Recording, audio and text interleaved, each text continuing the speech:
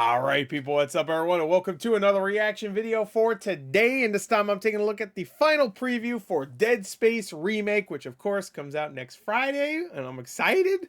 I'll probably get this maybe on PS5, DualSense. Give me those DualSense triggers. Well, I don't really have a lot of games to play right now on my Xbox, so I'm thinking maybe Xbox. I played the other Dead Space games on Xbox. I think it's only fair. Anyway, yeah, maybe I will. I probably will. I'll probably just get on Xbox. I still haven't pre-ordered it, obviously, because I don't know. But man, this year is already shaping up to be a damn good year. We already have a bunch of games coming out next week. We got, of course, we have Fire Emblem tomorrow. We got Forspoken next Tuesday, I think. Then we got this, of course, next Friday. Today was the release of a game called Space for the Unbound, which I keep hearing amazing things about. I feel like there's something else I'm missing, but January usually isn't like super packed, but it has a good amount of stuff usually. And this year, sure, good. We'll see how Forspoken plays out. I hope it's good. I'm probably gonna skip it unless it gets like really great reviews. Yeah,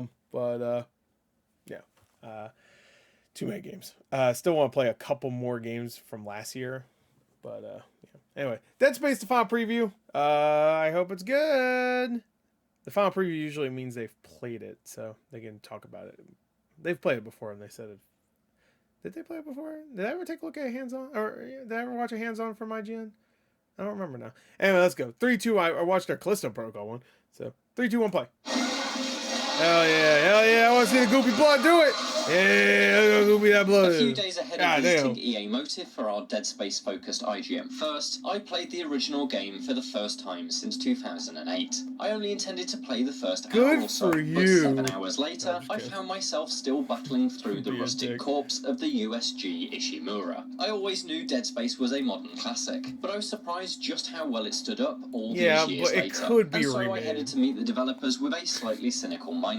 What was the point of remaking something that remains so brilliant? Look how After ugly playing it is. the same 7 hours of the remake, I think I may have been convinced. In many ways, Dead Space is a purist's remake. I'd estimate that around 85% of what I experienced was identical to the original game, just with vastly superior visuals. But it's the other 15% that has me quietly wondering, could this remake genuinely be better than its progenitor? Oh, don't get me excited.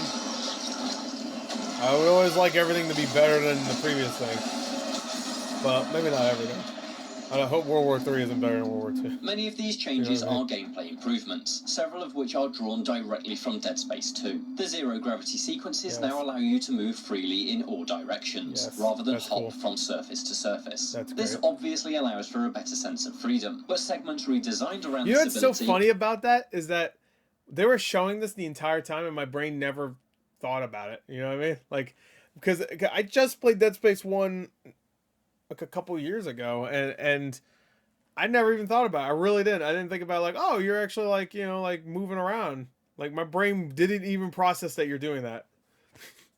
Like it just was like in my mind's eye, I always did that in Dead Space. Like you're just going around, you know, which you do at times, don't you?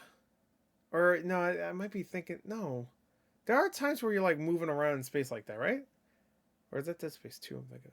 Ah, fuck it. Are notably more interesting than their original counterpart. The centrifuge generator puzzle in Chapter 3 is now a genuine spectacle, while the ADS cannon repair job has been completely changed to be a dangerous spacewalk that amps up the tension. Oh no.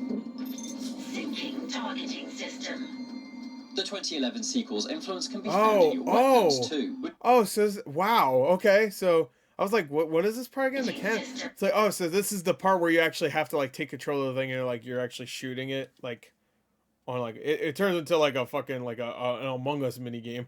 Like it's the 2011 sequels. Okay, so this is completely different. Influence can be found in your weapons too, which can now be fitted with a variety of special upgrades that alter their function. The plasma cutter, for instance, can be modded with an extended magazine and the ability to set foes alight for damage over time. The Ripper, meanwhile, can fire blades that ricochet around the room, allowing for trick shots.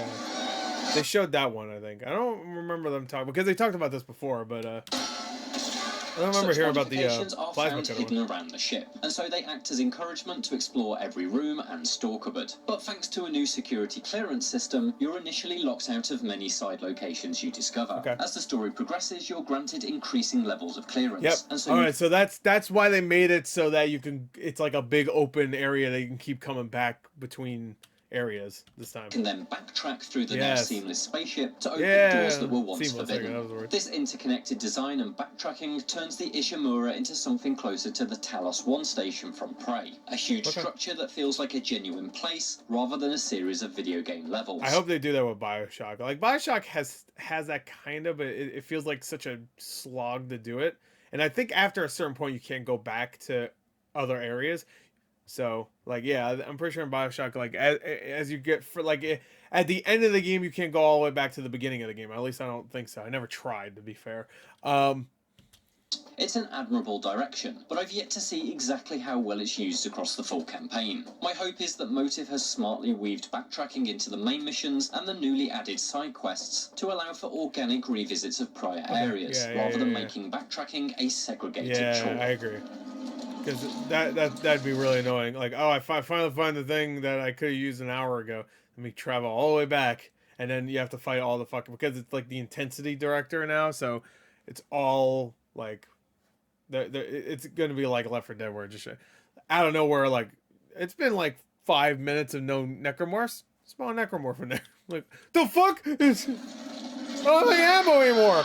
The fuck are we sell my ammo? Regardless of if you're backtracking or making we'll give you 5 bullets. Dead Fuck Space you! is full of horrifying necromorphs that threaten to rip you limb from limb. Much has already been made of the new peeling system that rips the skin, fat and muscle layers away from enemies with each new wound. But there's more to this grotesque idea than just visceral visuals. Much like how protagonist Isaac Clarke has a health bar built directly into his suit, the necromorphs' own bodies are now a visual representation of their health. This is never more obvious than when using the Force Gun, a weapon that has been completely overhauled for the remake. What was once simply a pushback it was like a pushback. Now you have this ability? Rips the flesh off enemies with a thunderous I don't remember that ability. blast. Yeah, The stripped down necromorphs can then be finished off with they're disgusting little skeleton guys now. Their exposed bones ready to be snapped with just a round of Very Doom Eternal. Talking of weapons, each one of Isaac's lethally repurposed tools has been redesigned to encourage a new level of strategy. Dismemberment is still the main aim of every skirmish, but the flamethrower's new alternate fire creates a wall of searing flame that can cordon off areas and manage crowds, while the pulse rifle's new proximity mine works as both a trap and a makeshift grenade launcher. Nice. Oh, I'm gonna use the shit out of that. But I found the new secondary abilities to be much more useful than those in the original game. Yeah, and they seem way a regular part of my combat routine. Way more useful. My favourite change I've seen so far, though, are the circuit breakers. Cool. I might actually use another gun besides the plasma cutter this time.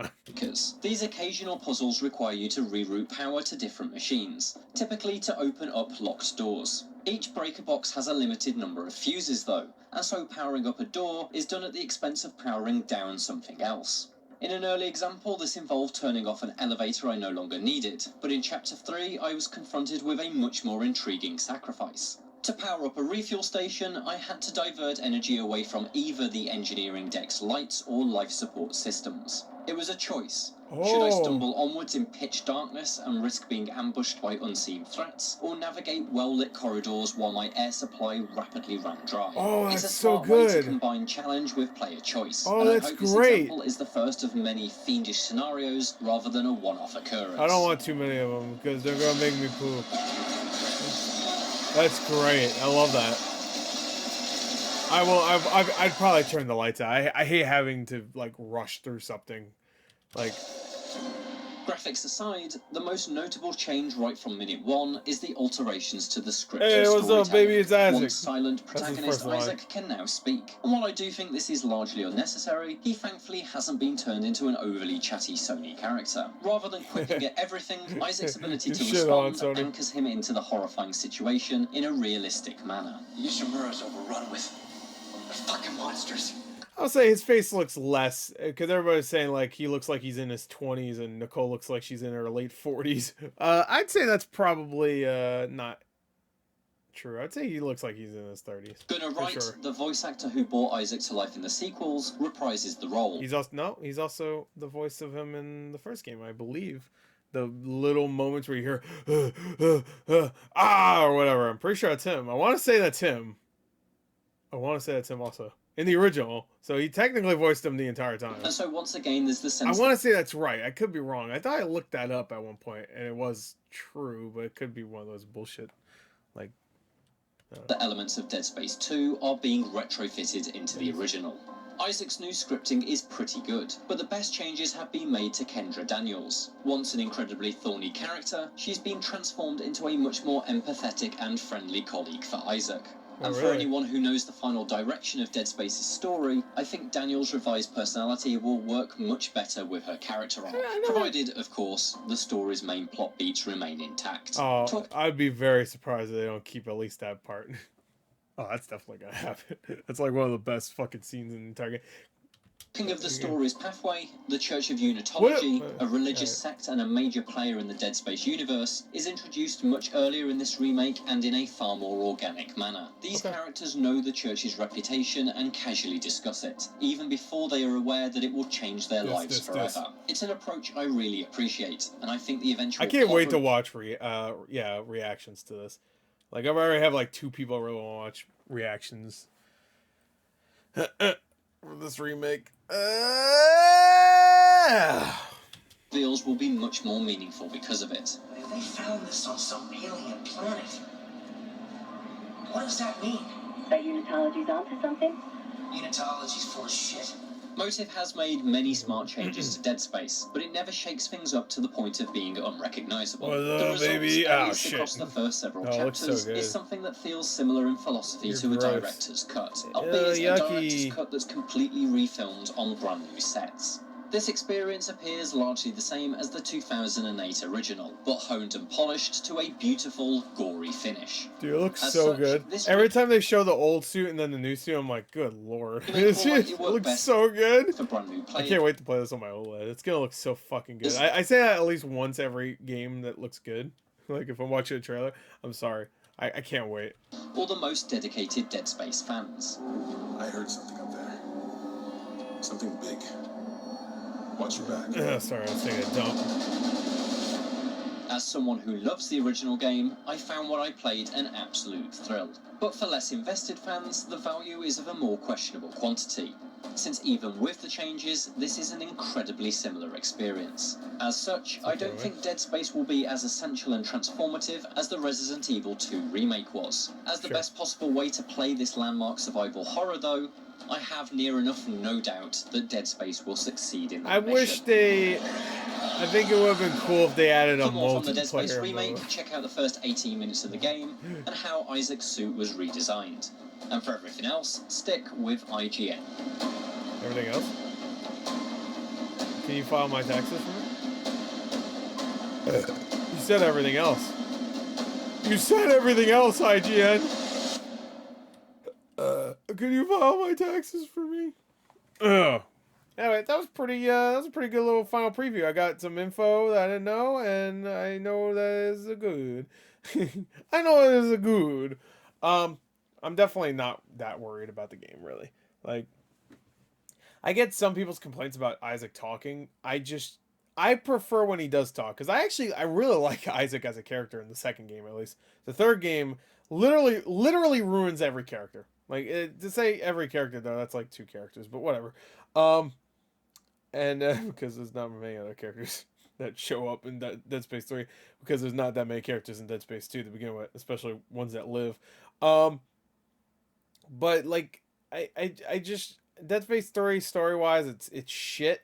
Gameplay-wise, it's fun. Like, I had a good time while playing it, especially in co-op, but it's so shit when it comes to its story. It's so bad. Like, the characters are not like the characters that I knew, and the new characters suck, and like, I really legitimately hope if this ends up being successful, they remake. You know, honestly, I would love if they just.